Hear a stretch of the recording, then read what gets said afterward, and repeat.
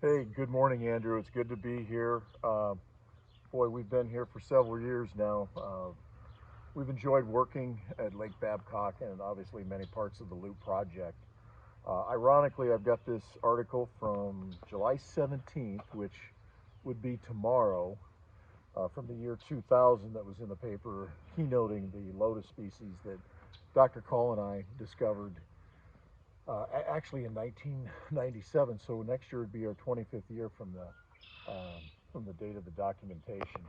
What a unique wetland community we have here at Lake Babcock. Without question, the lotus has stayed pretty much the same. I noticed from this picture here that we had a lot more flowering back in the year 2000 when compared to 2021. So that may be one of the, when we talk about climate change, it doesn't always mean warming. It can mean cooling too, or it can be impacts on photo period that may certainly have an impact on the flowering. But what's interesting is you can see in the distance that we do have lotus that's just starting to come into flower.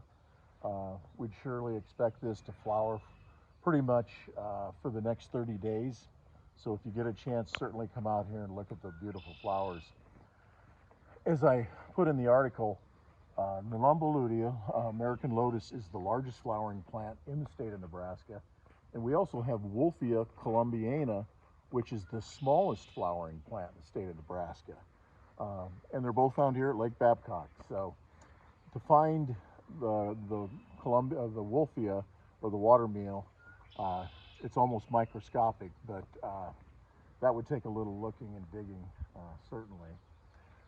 What's interesting is some of the water that comes in from the Loop Power Canal has a chance to slow down. The Lake Babcock's a wide spot in the canal that allows the sediment in the water column to finally settle down, and that's why we have all this sediment deposition that Loop has to deal with. And from their operational standpoint, it's advantageous to have more storage water volume, but after 80 years of diversions from the Loop River, we can see that it's, Lake Babcock is slowly filling up, and the presence of the plants actually enhance that process.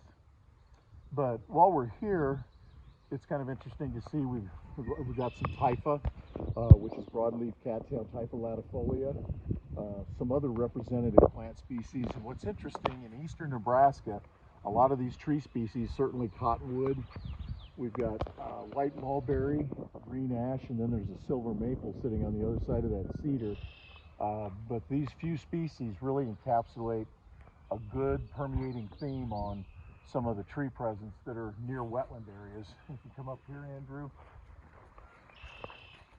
this is poison ivy. You definitely don't want to get into that. But we can see some swamp milkweed, which is fairly common. It looks like we've got some hedge bindweed here. We've got what appears to be a hybrid between narrowleaf and broadleaf cattails. We can see a juvenile green ash. Green ashes love water.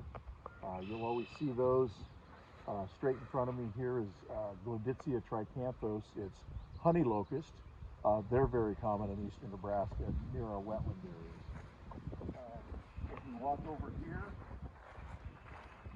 those big broadleaf arrowheads, that's Sagittaria latifolia, which is fairly common in and around the wetland complex out here at Lake Babcock.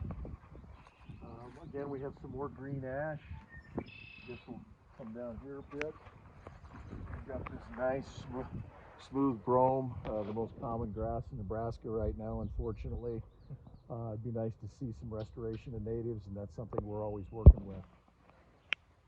There's several ragweeds. The ragweed that likes water is giant ragweed. You can see that there. That's Ambrosia trifida, which is very prominent in a lot of our wetlands in eastern Nebraska.